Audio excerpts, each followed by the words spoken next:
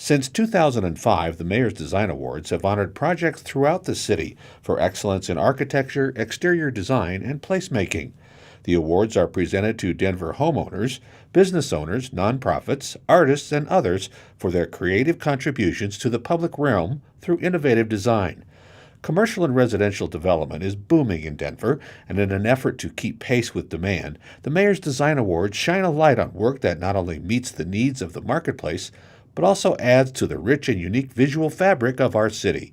This past year, 16 projects were honored for excellence in architecture, design, and placemaking during the 2017 Mayor's Design Awards ceremony, with Mayor Hancock announcing the winners. The Back to the Future category highlighted projects that involve the presentation and adaptive reuse of historic buildings.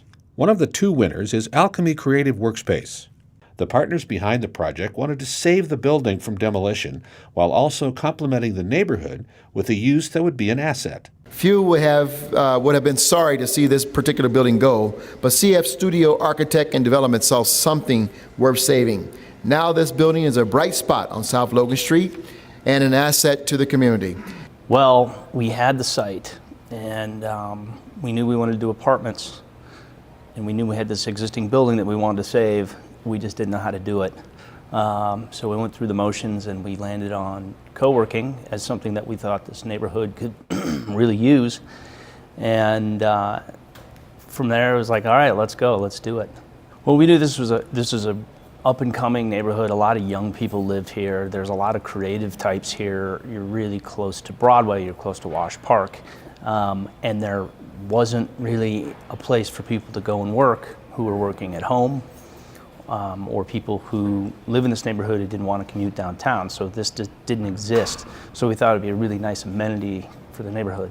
We had 2 drop ceilings. So when we got up in the attic for the first time, we saw this ceiling, which is, we didn't have to touch it. We didn't have to clean it or anything. It was protected for 90 years. And it just blew our minds when we saw that wood. It was amazing. And that was something we knew, this is the soul of the building. It's the same with the floors. We pulled up all the old tile and polished it. That was another pleasant surprise. When we pulled that tile up and we saw the red floors, we was so excited. I think warmth and natural light and volume is attractive to anyone. I think younger creative types, entrepreneurs, they like this aesthetic. They like to see the bones. They like to see how something's held up. And honestly, I don't think that ever really goes away. It's honesty. Our ideal client is someone who is probably a forward-thinking developer who cares about design. They see the value in design. And I've alluded to seeing more and more of that here in town, and I think it's happening. It's a bit of a changing of the guard, but we just want to work with people who care about design and understand that there is a value in that. Next, one of the 3 winners in the Neighborhood Gem category. When people here talk about what they love about Denver, they always talk about neighborhoods. These projects get at the heart of what people truly love about the city. Our next neighborhood gem is Cuba Cuba Cafe and Bar, which brightened its corner of the Golden Triangle with a beautiful patio expansion. The project expanded outdoor seating in keeping with the restaurant's eclectic character. It also pays tribute to the historic landmark buildings that house the restaurant. It's a great addition, not just for Cuba Cuba, but for the Golden Triangle.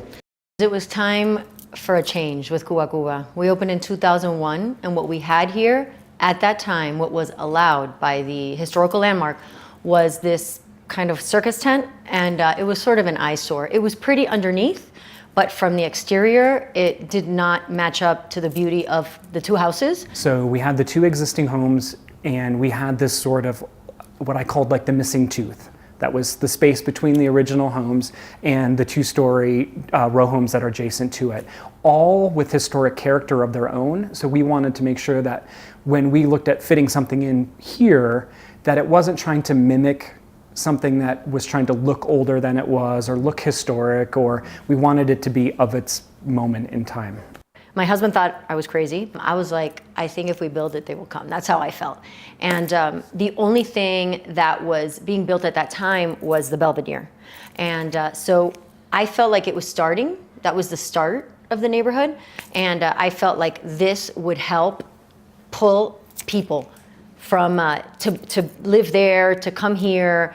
When we initially started out, we thought, wow, wouldn't it be neat to kind of try to bring a little Cuba to the actual structure itself. So did that, you know, in our initial kind of things, we looked at maybe like a beach style shack that maybe had hurricane shutters and stuff. But we realized pretty quickly when we started to render that it felt so kitschy and didn't fit the context of the neighborhood.